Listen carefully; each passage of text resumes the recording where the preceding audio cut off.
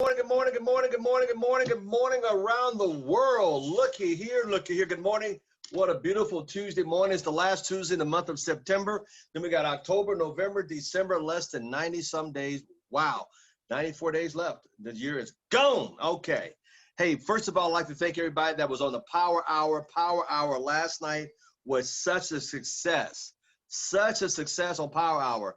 A lot accomplished, a lot of customers, a lot of people set up. People get on this week on the calls. Thank you so much. And don't forget, October 1st is our contest. The contest October 1st to October 31st. That's right. You should know about it. If you don't, shame on you. Well, first of all, I'd like to give a shout out to all the people on this morning. First of all, Mr. Marcia Carter, good morning. Thank you so much. Miss Joyce Brewers, good.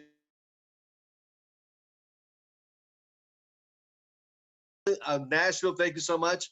Mr. Edmund Smith, thank you so much. Miss Christina, thank you so much. Miss Celia, thank you so much. Thank you so much. Also, Miss Tracy Gilmore, good morning, dear. Also, I'd like to thank Miss Jill Murphy up in Chicago. Good morning, young lady. Miss Anna down in Texas, thank you. Miss Darlene Evans, Regional Director of the crew out of South Carolina. Good morning. My goodness, I love to see South Carolina. All right, where'd I leave off at?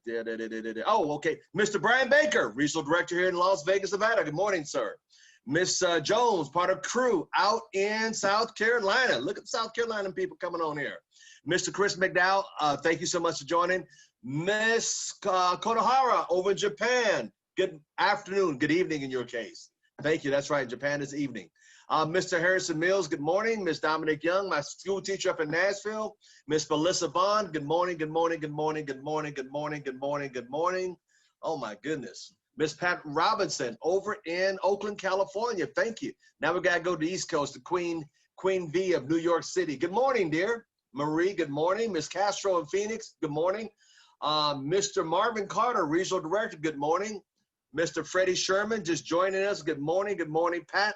And Frank Bowman up in Elk Grove, California, just joining us, just got on the call. Good morning. Miss Zoe, part of the bakery organization. Good morning. TJ in Ohio. Good morning. Kathleen Williams. Good morning. Miss Giles and Driscoll, Regional Vice President Platinum. Woo! Joining us. She'll be with us next week. Miss Tamara McDonald out in San Diego. Good morning. Miss Eileen. Good morning, dear. Good morning, Mr. Willie out in South Carolina. Thank you for joining, sir.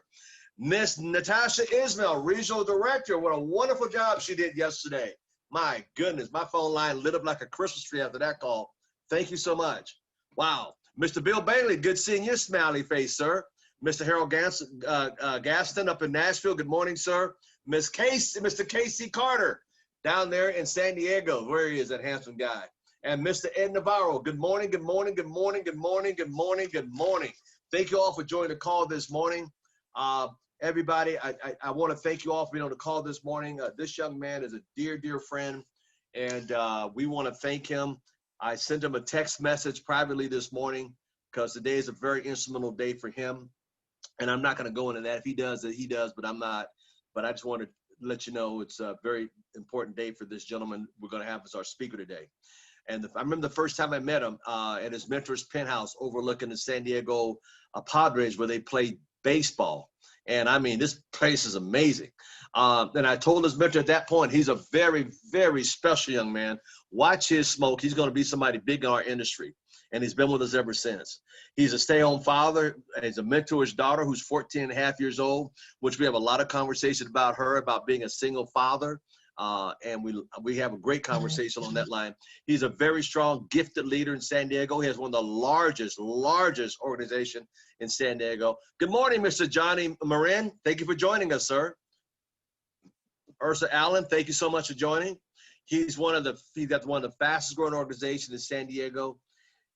He is what I would be the epitome of a person who can train and teach from any international stage because he's done such a great job.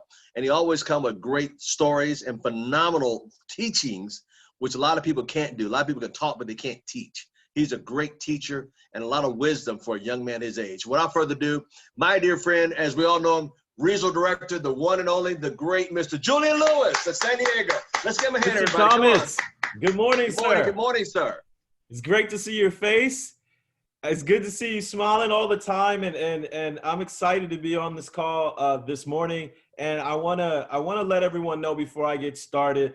I popped on, and some people they might not be aware of this, but some people, if you were trying to get on, I'm usually hop on about 15 minutes prior to the call. If you're trying to get on, you were in a waiting room. And some people might think, maybe Jabri fell asleep at the wheel on the waiting room, and it's not the case. Mr. Thomas is definitely someone who gives all of himself, and he was already on another call earlier doing a special talk for some of the leaders that he was connecting with before this call. So if this is your very first call in the morning, he's already had 2, 3, 4 calls, 5 calls before. See, and he didn't tell me that right now, but I just need you to know that that's the type of person he is. And a legend is created. I want you to understand this. A legend is created not just by the talents, but by the amount of people that they touch. And he's definitely been able to do that. And that's why he's considered a living legend. And if you get to work with him personally, you are beyond blessed. So thank you again, Mr. Thomas, for everything that you do for me, my family, and for the organization and ACN as a whole. And guys, we're gonna talk today about something that is so important to me. And I want to bless all of you with it because it's something that I learned at a very early age, but it is also something that I realize that most adults don't comprehend. And if most adults could comprehend this, there would be more people having success in network marketing, period. But because most adults weren't taught this, especially and I gotta say this because I was born in 1980, so from the 80s on, it's gotten worse and worse and worse. And it's just something that wasn't taught. And it's how important, and if you're taking notes, you want to write this down, how important losing and failure is. I had a conversation with one of my friends. He broke up with his girlfriend, and I had a talk with him yesterday. And he was a little distraught. He was sad, but he was telling me some of the things about the relationship in a good way. He said the loss was good. It was good to break up, right? And as I was talking to him, I said, well, what do you think the purpose is of being in a relationship? And he said, well, to get married. And I said, well, wait, so, and he said, oh, and to have kids. And I said, so the purpose of a relationship is to have 2 relationships. And he said, I'm confused. I said, well, a marriage is a relationship and being a parent is a relationship. And I said, so what's the purpose of a relationship? And he's like, man, you always hit me with these questions. I don't know. He was getting upset. And I said, no, really think about it. What is the purpose of a relationship? And I said, well, what's your purpose on this planet? And see, I need you guys to understand that because people will say a purpose of a relationship that don't understand. A lot of them will say it's to be happy. And that's not true. Even my pastor, Miles McPherson, he said, no, the marriage is to make me holy. It wasn't to make me happy. And he said that in front of the stage. And the purpose, your purpose is to go through challenges, to be shaped into the individual that is going to be used to bless others. I'm going to say that again. Your purpose is to take challenges to shape you into the person you need to become in order to bless others. And like Miss Natasha Ismail would say, you're not dead, so you're not done. Okay, so what I was trying to tell him, and I said, a lot of times people come together because they say, this person makes me happy, or this person makes me joyful, or whatever. No, you're supposed to have happiness from inside and be joyful all by yourself. The person that you decide to be with is a team member that you commit to take challenges with in life and to see those challenges through together, to see the ups and the downs together, and to be able to do this journey together. Okay, so that's what it is. You were born in this world by yourself. You're going to leave this world by yourself. And so it is a very noble thing to take up, to decide to be a part of a team to go through challenges. Okay, so I was talking to him about that. And I said, there's going to be difficulty in it. So I wanted to talk to all of you about that in the way of life. There's going to be difficulties and challenges. And you just want to understand that they're supposed to be there.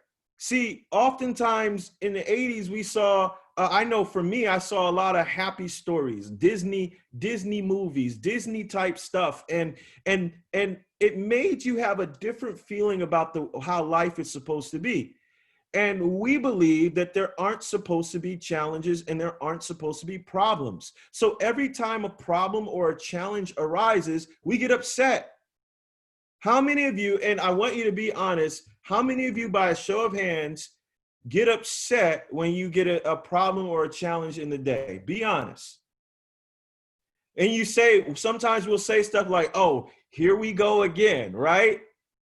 Or, wow, couldn't I just have one good day? Has anyone ever said that before? Right? Or you're at work and something happens, you're like, oh my gosh, again? So we start to have, and then what we'll do is after work, we'll go home, or right now we're already home, right? And then we'll complain to our significant other about the issue.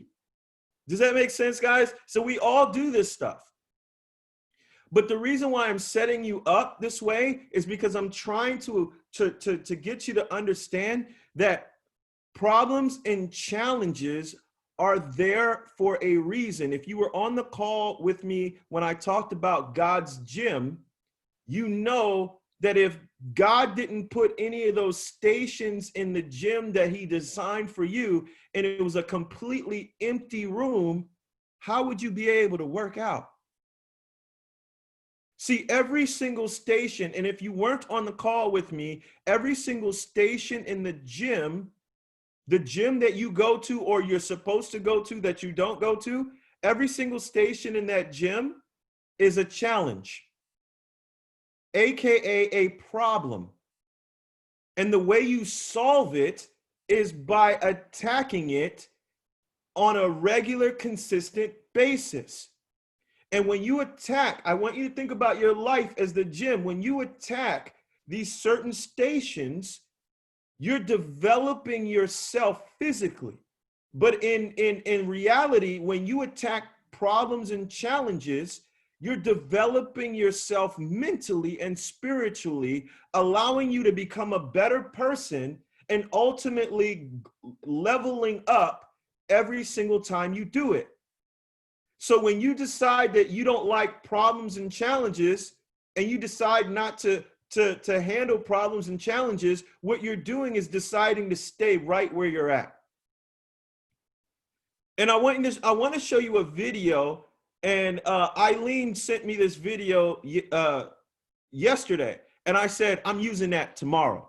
Stolen, I took it. I'm using it tomorrow. So I want to let you know that this isn't from me. Eileen actually found this video, and it's pretty incredible. If you don't know who this person is, you will know by the end. But I want to show you this video, and then I'm going to share with you a few stats as to what it takes to win. And I think a lot of you may start to catch what I'm saying right now, but at the end, you'll definitely understand, because most people think they know what it takes to win, but they're not even thinking about this particular thing. So let's go ahead. I'm going to share the screen and see if I can do it. Jabri, I think I got it.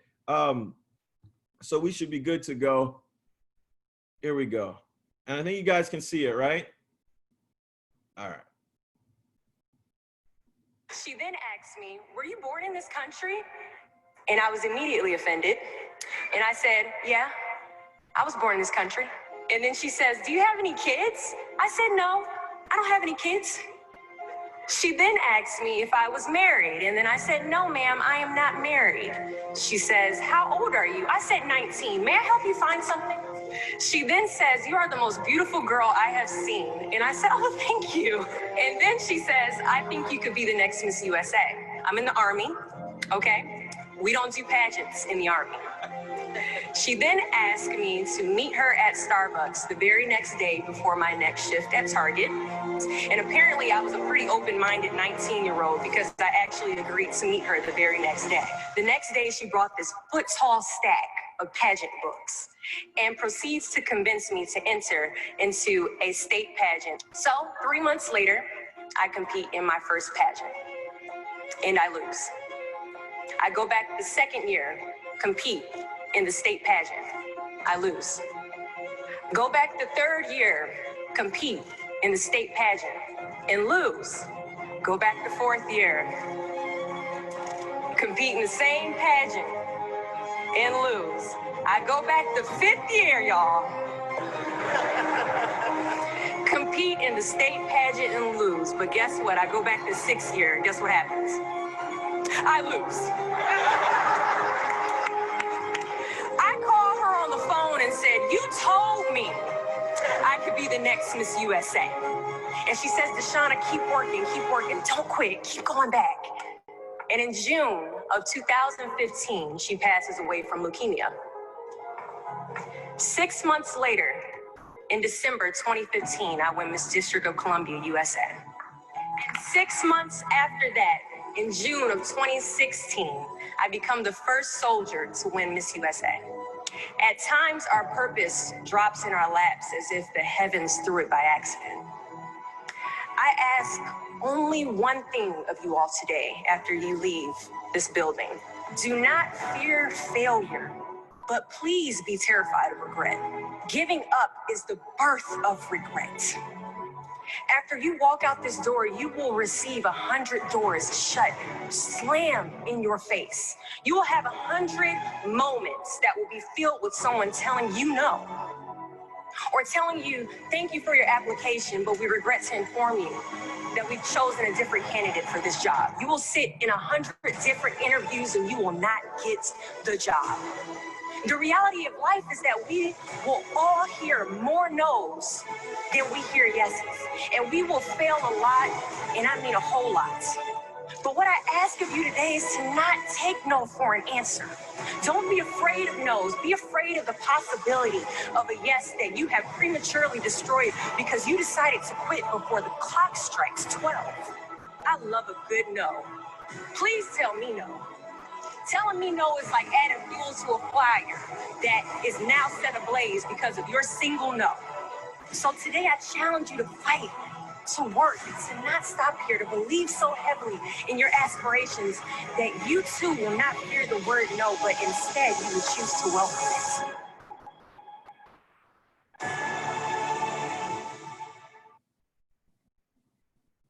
All right, all right. Now, I don't know about you guys.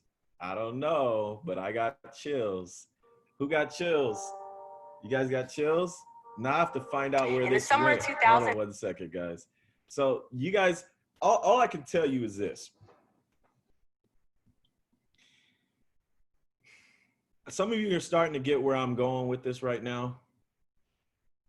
Did you hear what she said? She said, at times our purpose drops in our lap as if it was tossed there by the universe on accident. I know Mr. Thomas heard that. It hit him so just like it hit me. And the reason why I'm sharing this with you is because, like she said, you shouldn't be afraid of a no. You should be afraid of a yes that was permanently destroyed by the clock striking 12. In other words, you running out of time. See, it's not about the no. See, because if you understood, a no is just what? A no is a repetition. I need that to connect right now, because a lot of people don't understand that. If I'm lifting this book, one, repetition, that's a no. That's a no. That means, what does that mean? That means my muscle hasn't grown yet. That's a no. 2, repetition. It's a no. 3, repetition. Are you guys getting this right now? Because see, the repetition is what creates it. And a lot of times we're taught by society, even though it's popular to teach that no's and failure are bad things, it's something that all of the greats know is a lie. And I'm here to tell you that it's a lie, and I hope you can understand that it's a lie deep down inside, because if you can, you're gonna win. See, what winners know is that no's and failures are the keys to having greatness. See, David Goggins is the book that I actually held up.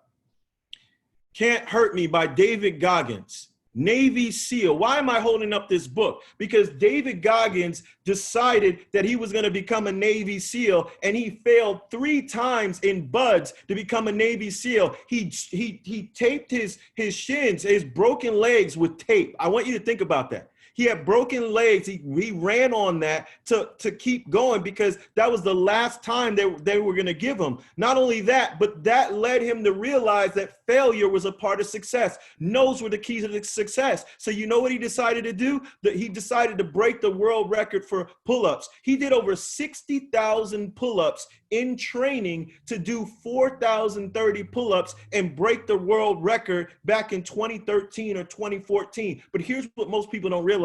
He failed at his attempt to break the world record 3 times before he was able to succeed. See, all people see is that he broke the world record. All people see is that he did over 4,030 pull-ups. But what they don't see is the 60,000 pull-ups that he had to do and the 3 failures it took him to succeed in that task. Not only that, but he decided he was going to do an event for the people that died in the Navy SEALs, one of the worst disasters that the SEALs have seen happen. And all of his friends that were there, they died and they had kids. So he was going to do an event. He was going to do a 100-mile ultra marathon. And he asked the guy, can I do the ultra marathon? He said, no, you've never done one. You have to get one under your belt. There's one coming up on Saturday. Do that, and then we'll talk about it. And so he decided to do a 24-hour run where he needed to do 100 miles in 24 hours. He did it. He did in 17 hours. He had done so many miles, and he had done 70% of what he needed to accomplish. But here's what happened. He failed. His body completely shut down. That's called failure. He broke down his pinky toe. This is really messed up, but his pinky toe was hanging off. Are you guys getting this? He sat down for a break and his body parts started shutting down. He couldn't get up to use the restroom. He used it right there. His body was in shambles. But even though he failed, he got back up and he finished the race. And that led to him becoming an ultra marathon runner, because he used that failure to propel him to the next situation. Then I want you to think about Kobe Bryant. Greg Provenzano mentioned that Kobe Bryant is someone that he respects so much. And so Kobe Bryant is somebody that I want to talk about right now, because Kobe Bryant is known for missing the most field goals in NBA history. Kobe Bryant missed 13,147 shots. And you worried about the 7 no's you got yesterday. See, when you really start to realize, I want you to think about, if you guys know who Jack Canfield is. When I was in high school, Chicken Soup for the Soul was huge. It blew up. All I knew was that was always, Natasha's holding up the book right now, Chicken Soup for the Soul, bestseller, back to back to back, several years, led to him creating more Chicken Soup for the Soul books. And here's what's funny. Jack Canfield was turned down by 144 publishers. We already know about some of the people in history. I'm not going to go into Abraham Lincoln. I'm not going to go into all these other people. But here's what I want you to do is be a student of what you're doing. See, if you're a student of winning, then you understand that losing is a part of it. Dwayne Johnson, as you know as The Rock, is one of the highest paid people in the industry right now. In fact, if I'm not mistaken, he's number one right now. Number one paid actor in the industry. And when he had $7 to his name in his pocket, he said this: I had $7 in my wallet. I failed at my attempt at the NFL. And that failure led to the great life that I have today. See, because if he didn't fail in the NFL, he wouldn't have been able to take that failure, put his head down, and to go into a direction that took him to become the number one actor paid out in the United States today. Do you understand that failure is a necessary ingredient to your success? Failure consistent is a repetition. It is not a negative thing. And oftentimes we look at it as negative because someone who's never done anything great in their life, who's afraid to be exposed as a failure with other people, tell us that it's negative. See, people get hurt by no because they don't understand that it leads to a yes. People get hurt by failure because they don't understand that it's necessary to win. See, we understood that. That's why we failed in football 5 days a week, and we had something called films before we started the week, and we failed every single day that week to show up and possibly lose in a game. What do I mean failing every single day that week? Write this down. Practice is controlled failure. I said this before, I'm going to say it now, and it's going to ring differently. Practice is controlled failure. So the reason why basketball players practice is to control, it's controlled failure. See, when you repeat it over and over again, the whole point of a repetition is to get it right. So you practice it over and over again, which means you fail over and over again to create the person that's necessary. And you worried about the 3 no's you got last week. See, you're not understanding. Some of you still, it's not resonating with you. And I'm trying to tell you that here's what I know about myself. And some of you know I had an event. We had an event last week, and I decided to go all out. I talked to Casey Carter. I showed him the list. I went through. And I'm telling you this not to impress you, but to impress upon you how majorly important this is to understand. See, I went through a list in about 2 hours of 140 people that I contacted. 140 people that I contacted. I showed them the list. Because of that list that I contacted, we had an event with over 43 people on it. The majority of the people were people that I invited on that event.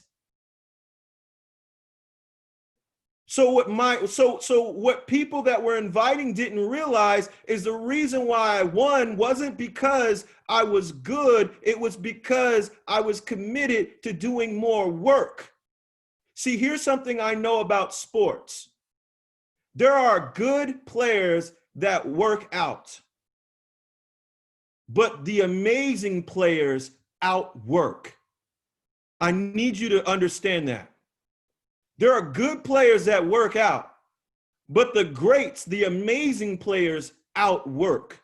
You hear Mr. Thomas say he will outwork everyone else. See, everyone on this call is working out. You're plugging in. You're doing the things. You're calling onesie twosies. That's what I call not calling a huge list. But the top producers, the top performers, the people who change their lives forever, they outwork.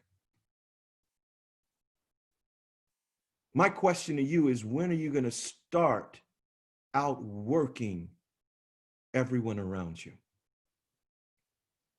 See, when you outwork everyone in the dark, when you outwork thousands of people in the dark, thousands of people will come in the light to celebrate you.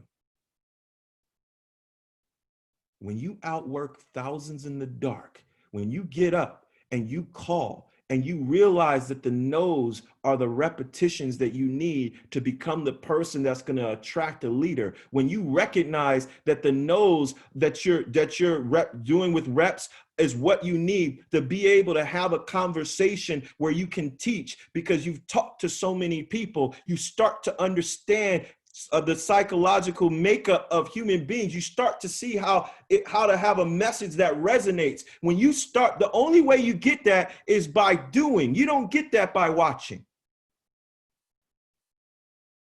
See, when Mr. Thomas says, figure it out, he reminds me of my mom, because that's how we got good at things, because my mom told me and my brother to figure it out. She didn't do it for us. And I see, and listen, don't get mad at me, but I see questions on these chats when we have great people on here, and you're asking questions about logistics. How do you do this? How do you say that? No, you can't take my words, use my words, and have the same result. Why do you think you don't hear Mr. Thomas talking about Harriet Tubman? Why do you don't think you hear other leaders talking about what James Adlam talks about? Because that's James Adlam, that's Mr. Thomas, that's Julian Lewis. Your own story is being developed by you figuring it out. And the way you find your voice is by doing the work. That's why you don't hear me asking questions about the script that so-and-so used. I don't care about so-and-so's script, because I'm not him and they're not me. But what I need to do is find out how to make it work for me, because my DNA is different than them. But what you'll realize is this: when you figure it out, the reason why all the greats in this industry have a similar conversation isn't because they're memorizing each other's scripts. It's because they decided to go through the path of discovery of themselves, and they realized that they were the similar steps. So the conversation is the same because they got to the top and they figured out the same points. They were able to understand the same lessons. And so the conversation is similar. I don't care if you're in Japan and you speak a different language and you're in network marketing. It is the same conversation. And the reason why they can speak about it passionately wasn't because they went to Toastmasters. It wasn't because they learned how to present. It was because passion comes from suffering. Passion comes from doing the work. Passion comes from having the pain and going through and understanding what it means. 100% of the stuff that's scripted, you can Google yourself. How the services work? Good grief. ACM put a library together on Vimeo. You can memorize every little nuance to how every service works to your heart's content. That's not going to help you win. What helps you win is understanding the no's are what build you. If weights build your body when you do reps, no's build your mind when you do calls. And guys, I'm telling you, when you figure that out, everything is possible. And Mr. Thomas, he shared the reason why that touched me so much, that video, is because, number one, she was open-minded. She worked at Target, but she was also in the military. So the lady went up to her and started asking her questions. I don't know if you understood that, but she piqued her interest in Target. And then asked the open-minded 19-year-old to meet her at Starbucks the next day. I don't know about you, but I was thinking network marketing the whole time. And then she brought the information. And because the girl was the right person, she took the stacks of information and she decided to compete. And then when she was about to give up, what did she call her mentor and tell her mentor? You told me I could be an SVP. You told me I could be an SVP. And guys, See, when your mentor tells you you can be an SVP, it doesn't mean that it's not going to hurt. It doesn't mean that it's not going to be painful. It doesn't mean that you're not going to work. It doesn't mean that it's going to be effortless. It means you have the makings of what it takes to go SVP. And if you apply the work, you have all the ingredients God gave you. Like Natasha said yesterday, and if you apply the work, you will be. And so she went back at it. And then in 2015, in June, she passed away of leukemia. And then she went out and won. Listen, guys, for those of you that don't know, today is important because it's the anniversary of my father passing, okay, 2 years ago. And what some of you don't know is I was at a Saturday training and I got the call to come over, and I was in the middle of the training and I had to head out from Saturday training to go over to the ICU and see my father. The reason why I'm telling you this is this. I know he's looking down on my brother and I today, my granddaughter, or his granddaughter, my daughter. And my father was a fighter. He grew up in the projects of Brooklyn, New York, from Bed-Stuy, but he came from an even rougher neighborhood named Red Hook.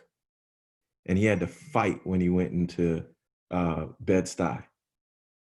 And then he had to fight his way out. And he became a doctor of dentistry, high-ranking officer in the Navy. And people that still reach out to me today because of who he was and who he is to them. And the reason why I'm telling you this is this. Had he not fought, had he not taken the nose, had he not gone through the tears, had he not gone through the frustration, I wouldn't be where I'm at today. And I'm telling you this because of this.